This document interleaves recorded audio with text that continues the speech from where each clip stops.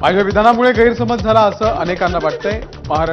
महाराष्ट्र आणि मुंबईची भाषा मराठी आहे याबद्दल दुमत नाहीच। वादानंतर भैयाजी जोशींकडून सारवासारव। मुंबईमध्ये मराठी आलीच पाहिजे, मुख्यमंत्री फडणवीसांनी केलं स्पष्ट। विरोधकांचा भैयाजी जोशी यांच्या वक्तव्यानंतर सभागृहात गोंधळ, त्यानंतर मुख्यमंत्र्यांनी केलं स्पष्ट। इतर राज्यात अशी विधानं करून भैयाजी जोशींनी सुखरूप परत येऊन दाखवावं, उद्धव ठाकरेंचं आव्हान। यामागे संघाचा छुपा अजेंडा असल्याचाही ठाकरेंचा आरोप। भैयाजी जोशींनी असंच विधान बेंगळुरू किंवा चेन्नईमध्ये करून दाखवावं, राज ठाकरे यांचं थेट आव्हान। भाजप महाराष्ट्राच्या अस्मितेला प्राधान्य देऊन जोशींचा निषेध नोंदवणार का, राज ठाकरे यांचा संतप्त सवाल। भाजप आमदार राम कदम यांच्याकडून भैयाजी जोशी यांची बाजू सावरण्याचा प्रयत्न। भैयाजी जोशी हे बोलले त्यामागचा भाव समजून घेतला पाहिजे, राम कदम यांची प्रतिक्रिया। भैयाजी जोशी यांनी मराठी भाषेचा अपमान केला नाही, मंत्री नितेश राणे यांची प्रतिक्रिया। आदित्य ठाकरेंनी निवडणुकीमध्ये केमशो वरळी बॅनर लावणं हा मराठीचा अपमान नाही का, राणेंचा सवाल। सभागृहामध्ये आदित्य ठाकरेंचा मराठीच्या मुद्द्यावरती राजकारण करण्याचा केविलवाणा प्रयत्न। महानगरपालिका निवडणुका आल्या की ते असा प्रयत्न करत असतात, आमदार अमित साटम यांचं वक्तव्य। मराठी भाषेची वल्गना कोण करत असेल तर ते चालणार नाही, भैयाजी जोशी यांच्या वक्तव्यानंतर भाई जगताप यांची प्रतिक्रिया। जोशींवरती कारवाई करण्याचीही जगतापांची मागणी। यापुढे घाटकोपर, दहिसर आणि बोरिवलीमध्ये गुजरातीच भाषा बोलली जाईल, मराठी केवळ दादरपुरतं मर्यादित राहील, जितेंद्र आव्हाड यांची खोचक टीका। भैयाजी जोशींनी मराठी माणसाला जागं केल्याबद्दल धन्यवाद, आव्हाड यांचा टोला। विधान भवन परिसरामध्ये जितेंद्र आव्हाड यांनी गुजराती बोलत दरेकरांना डिवचलं। आता मराठी बोलायचं नाही तर केमछो बोलायचं, दरेकर दिसताच आव्हाडांनी डिवचला।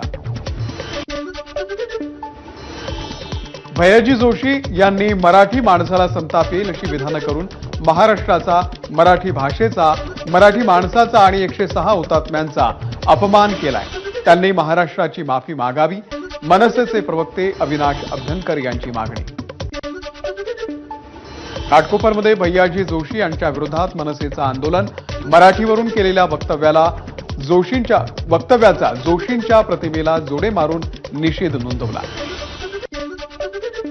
सचिन वाझेला दिलासा देण्यास हायकोर्टाचा नकार। अँटिलिया स्फोटक आणि मनसुख हिरेन हत्याकांड प्रकरणामध्ये अटक कायदेशीर असल्याचा न्यायालयाचा निर्वाळा।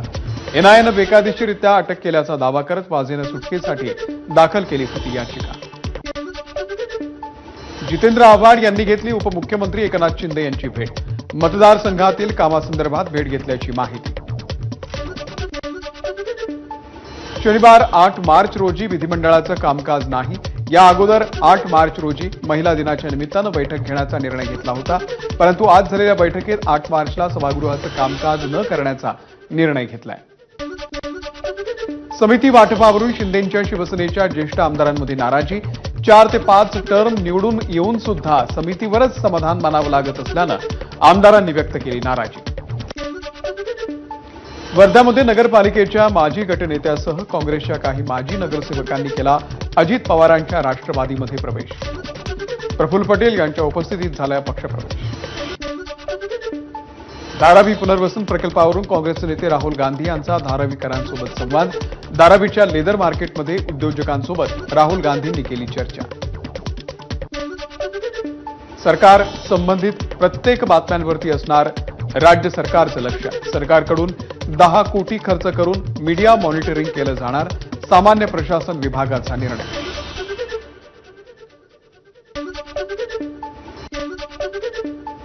सरकारच्या विरोधात बातम्या केल्या तर नोकरी जाईल, रोहित पवार यांची मीडिया मॉनिटरिंगवरती प्रतिक्रिया। हिंदी मीडियाचं झालं ते मराठी मीडियाचंही होणार, रोहित पवार यांची टीका।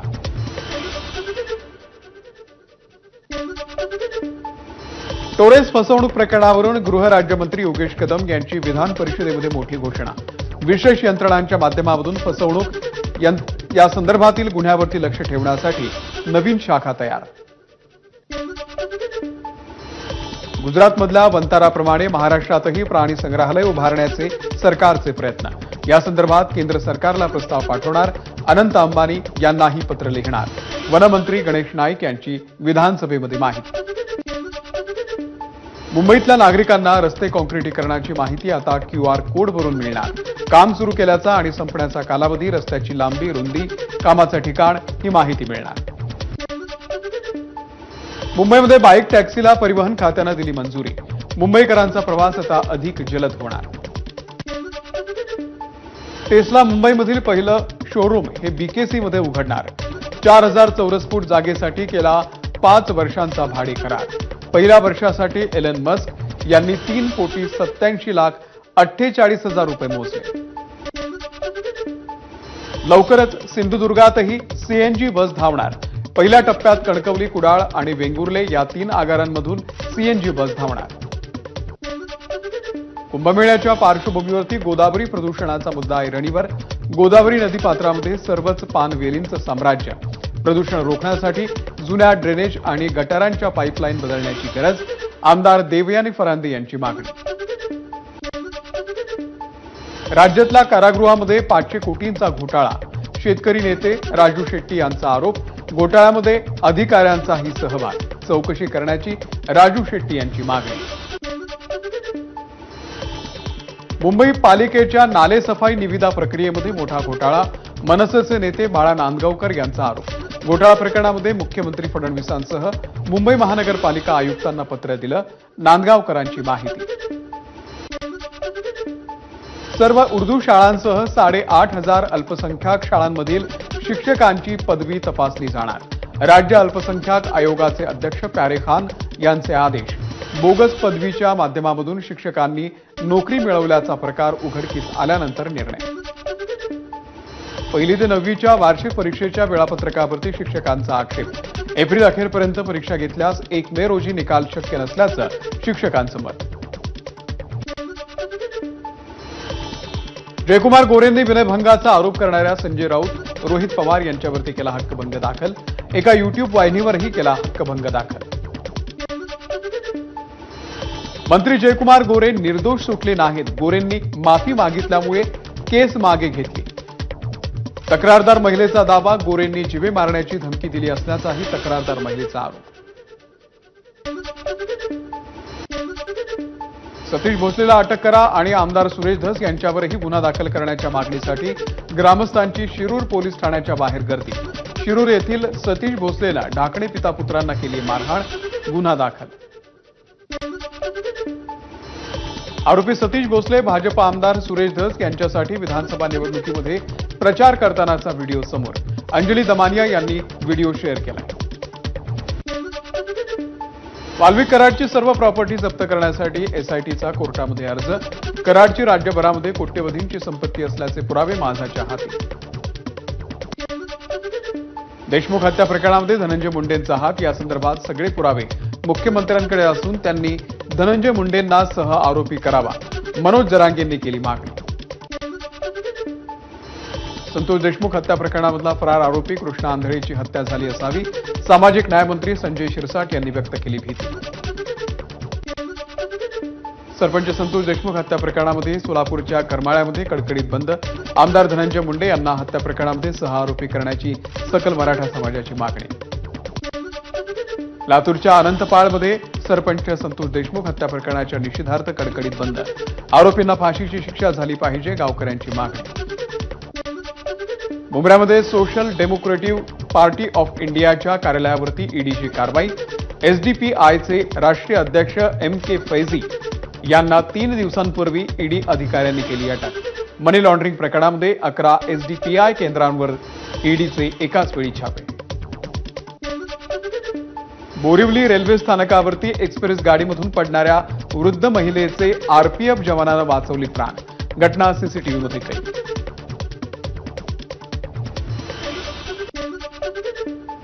गोंदियामध्ये निकषांच्या आधारावरती 26,927 लाडक्या बहिणींचे अर्ज रद्द. शासनानं ठरवून दिलेल्या निकषांच्या आधारावरती अर्जांची छाननी सुरू. पनवेल शहरामध्ये 12वी बोर्डाच्या परीक्षेच्या उत्तरपत्रिका सापडल्या रस्त्यावर मनसे कार्यकर्त्यांनी कामोठे पोलिसांकडे दिल्या उत्तरपत्रिकांवरती 28 फेब्रुवारी 2025 तारीख असूनही बारकोडही आहे. 12वी बोर्ड परीक्षेच्या उत्तरपत्रिका रस्त्यावर मनसेकडून बोर्डाच्या गलथान कारभाराचा प्रकार समोर. कॉमर्स शाखेच्या बँकिंग आणि फायनान्सच्या उत्तरपत्रिका कळंबोलीच्या रस्त्यावर.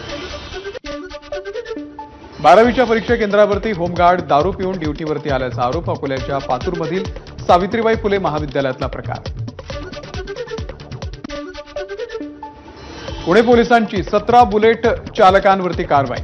कर्णकर्कश सायलेन्सर पोलिसांकडून जप्त. चालकांकडून 30,000 रुपयांचा दंडही वसूल. सिंधुदुर्ग जिल्हा समन्वय समितीच्या वतीनं जिल्हाधिकारी कार्यालयाच्या समोर आंदोलन. खुल्लर समितीचा अहवाल जाहीर करा यासह विविध मागण्यांसाठी शिक्षक, महसूल कर्मचारी आणि आरोग्य कर्मचाऱ्यांचं आंदोलन. भोकरदन तालुक्यातील अनवा गावामध्ये एकाला लोखंडी रॉडनं गरम करून चटके दिल्या प्रकरणामध्ये वंचितचा मोर्चा. आरोपी नवनाथ दौंडला तात्काळ अटक करून मकुका अंतर्गत कारवाई करण्याची वंचितची मागणी. नाशिकच्या जिल्हाधिकारी कार्यालयाच्या समोर विविध विभागांच्या शासकीय कर्मचाऱ्यांचं आंदोलन. सरकारी कर्मचाऱ्यांसाठी असलेला 353चा सुरक्षा कवच पुन्हा एकदा लागू करावा यासाठी विविध मागण्यांसाठी आंदोलन. गोंदियामध्ये जिल्हाधिकारी कार्यालयाच्या समोर सरकारी कर्मचाऱ्यांचं धरणे आंदोलन. जुन्या पेन्शनच्या मागणीसह विविध 17 मागण्यांसाठी आक्रमक. अहिल्यानगरच्या जेऊर गावामध्ये लसूण पिकापासून शेतकऱ्याला मिळाला लाखोंचा नफा. 1.5 एकर लसणाच्या शेतीमध्ये 4 ते 5 लाख रुपयांचा नफा मिळाल्यानं शेतकरी आनंदी. हिंगोलीच्या बोरखेडी गावामध्ये जलजीवन मिशन योजनेचं काम होऊनही पाणी टंचाई कायम. पिण्याच्या पाण्यासाठी महिलांची 3 किलोमीटरपर्यंत पायपीट. बनावट आधार कार्डचा वापर करून सोलापूरमध्ये राहणाऱ्या 12 बांगलादेशी नागरिकांना पोलिसांनी केली अटक. MIDC परिसरातील गारमेंट कारखान्यामध्ये हे होते कामाला. दौंड तालुक्यातील निळकंठेश्वर मंदिर परिसरामध्ये एका कुटुंबावरती मध्यरात्री दगडकाठ्यांनी हल्ला. कुटुंबातील एकाचा मृत्यू, तिघांची प्रकृती गंभीर. पोलिसांकडून 2 संशयित नातेवाईक ताब्यात. आजी आजोबांनी 2 लाखांसाठी अल्पवयीन नातीचं लावलं लग्न. पतीच्या लैंगिक त्रासामुळे मुलीची पोलिसांकडे याचना. मुलीची सुटका करत आजी आजोबा आणि नवऱ्याच्या विरोधात गुन्हा दाखल. छत्रपती संभाजीनगरमधली घटना. एबीपी माझा, उघडा डोळे बघा नीट.